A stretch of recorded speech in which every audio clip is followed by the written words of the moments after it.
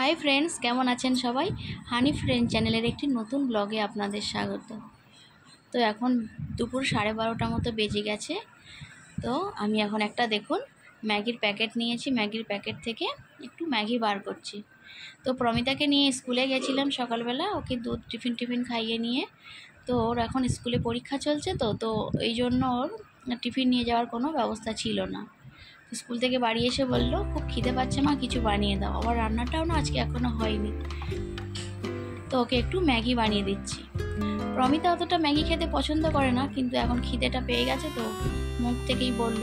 ম্যাগির প্যাকেটটি আমার ঘরেতে 2 মাস হয়ে গেছে আনা, বানানোও হয় না আর খাওয়াও হয় না। তো যাই হোক, আজকে ওটাকে ব্যবহার করব। তো মেয়েকে একটুখানি ম্যাগিটা বানিয়ে দিই, ও একটুখানি খেয়ে নিই, তারপরে আমি এবারে করব আমার রান্নাটা, দুপুরের রান্নাটা করব। চলুন তাহলে যাই, দুপুরের রান্নাটা করি। আর প্রমিতার ম্যাগিটাও প্রায় হয়ে এসছে, ওকে এবার একটা বাটিতে ঢেলে নিয়ে ওকে এবার একটু দিয়ে দিই।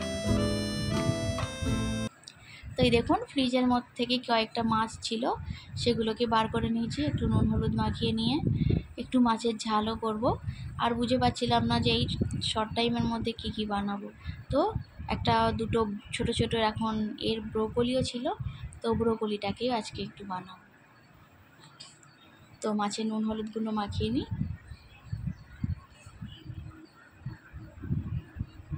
এটা কি মাছ বলুন তো বন্ধুরা? এটা কিন্তু রুই মাছ। তো আমি আপনাদেরকে বলেই দিলাম, দেখে অবশ্য বুঝতেই পারছিলেন মনে হয় মাথাটা। তো মাছের নুন হলুদ মাখানোটা হয়ে গেল। এবারে আমি ব্রোকলিটাকে দেখুন, অতটা মানে ফ্রেশ নয় ব্রোকলিটা, মানে ফ্রেশ কিন্তু মনে হচ্ছে শেষের দিকে হয়ে গেছে, তো তাই আর কি, যেমন পাওয়া যাবে তেমনই তো খেতে হবে না। তো চলুন এগুলোকে আমি এবারে কেটে নিই। তো দেখুন আমার ব্রোকলিগুলোকে কাটা হয়ে গেছে।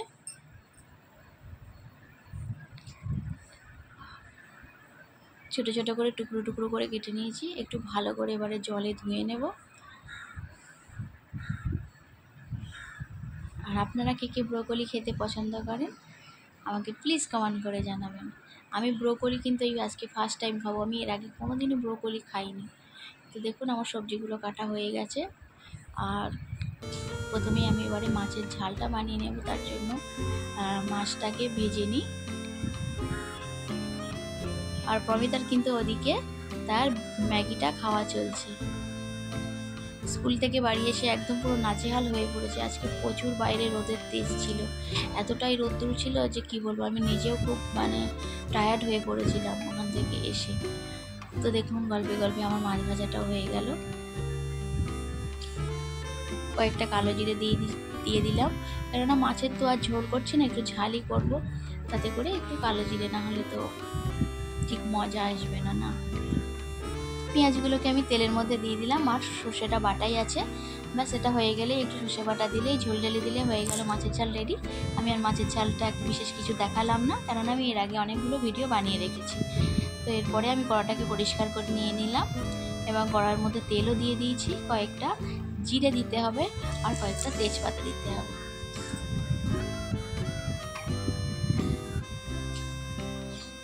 তো আমি ব্রোকলিটা আমি আমার মতো বানাচ্ছি, যেমন ফুলকপি যেমন বানাই, মানে কলিফ্লাওয়ার, ঠিক তেমনই বানানোর চেষ্টা করছি। কিন্তু আমি ফুলকপি বানাতে গেলে একটু আদা রসুনের পেস্ট আমরা ব্যবহার করি, আমি এখানেও সেই জন্য ব্যবহার করছি আদা রসুনের পেস্ট। তবে আমি এটাকে একটু পেঁয়াজটা তেলের ওপরে দেব না, পেঁয়াজটাকে আমি পরে ব্যবহার করব, মানে একটু জাস্ট কষা কষা টাইপের একটা গামাখা একটা সবজি আমি বানাবো। তো দেখুন আদা রসুনের এটাও আমি দিয়ে দিয়েছি তেলের মধ্যে, একটু হালকা লাল লাল হয়ে এলেই ব্যাস ওর মধ্যে আমি দিয়ে দেবো এবারে ব্রোকলিগুলিকে। তো এই ব্রোকলি বানানোর অনেকগুলো ভিডিও আমি কিন্তু এ থেকে দেখেছি, মানে ইউটিউব থেকে। তো দেখলাম সবাই অনেকেই আলাদা আলাদাভাবে রান্না করেছে, কেউ বা রোস্ট করেছে, কেউ বা করেছে। খুব ভিডিওগুলো খুব সুন্দর হয়েছে, খুবই ইম্পর্টেন্ট ভিডিও, খুবই উপকার হয় ভিডিওগুলো দেখলে। তবে সেইখান থেকে আমি ব্রোকলি রান্নার বিষয়টা জানতে পেরেছি, আর তার থেকে সবথেকে ভালো জিনিস আমি একটা জানতে পেরেছি যে ব্রোকলি নাকি ওভার কুক করা যায় না। তো এটা একটা আমার কাছে খুব এটা আমার জানা ছিল না। তো যারা যারা এই ভিডিওগুলো বানিয়ে রেখেছো তাদের জন্য আমার অসংখ্য ধন্যবাদ। আমি এটা জানতাম না যে ব্রোকলিকে ওভার কুক করা যায় না, তাহলে খেতে বাজে লাগে। তো সেই জন্য আমিও এটাকে ওভার কুক করব না, আমি যতটা সম্ভব তাড়াতাড়ি এটাকে বানানোর চেষ্টা করব। তো দেখুন আমি এর মধ্যে লবণ, হলুদ, গোলমরিচ গুঁড়ো, একটু জিরে গুঁড়ো আর লঙ্কার গুঁড়ো দিয়ে দিয়েছি। জিরের গুঁড়োটা দেইনি, ভুল বললাম, জিরে বাটাটা দেবো, আমি ধনিয়ার গুঁড়ো দিয়েছি। আর এবারে দেখো পেঁয়াজগুলোকে এরকম একটু বড় বড় সাইজের কেটে রেখেছি, যেমন চিলি কবিতে ব্যবহার করা হয় ওই রকমভাবে। আর পেঁয়াজগুলোকে কিন্তু আমি এখনই দিয়ে দিলাম। আর ভাজাটাও কিন্তু বিশেষ বেশি ভাজলাম না, অল্পই একটু কষিয়ে মতো নিয়েছি। এরপরে আমি কাঁচা টমেটো, দুটো মিডিয়াম সাইজের টমেটো এর মধ্যে দিয়ে দিয়েছি। এবারে দিয়ে দিলাম জিরে বাটাটা। তো একটু 1-1.5 মিনিট মতন একটু হালকা ভাজা মতো করে নেব, কষিয়ে নেব। তারপরে আমি এর মধ্যে এবারে জল ঢেলে দেবো।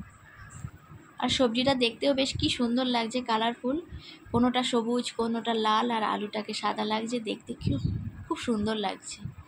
তো প্রায় আমার কষানো হয়ে গেছে, আমি এখানে একটু জল ঢেলে দেব। আর খুব বেশি জল দেব না, একটা হালকা একটু ছোট্ট বাটির 1 বাটি মতো দিয়ে দেবো, খুব অল্প দিয়ে, যাতে একটু আলুটা সিদ্ধ হয়ে যায় আর ব্রোকলিটাও যেন একটু সিদ্ধ হয়ে যায়। খুব বেশিক্ষণ আমি কিন্তু এটাকে বানাবো না। এবার আমি একটু তাড়াতাড়ি চাপা দিয়ে দেব। চাপা দিয়ে আমি 2 মিনিট থেকে আর 3 মিনিটের মতো আমি চাপা দিয়ে রেখে দেব।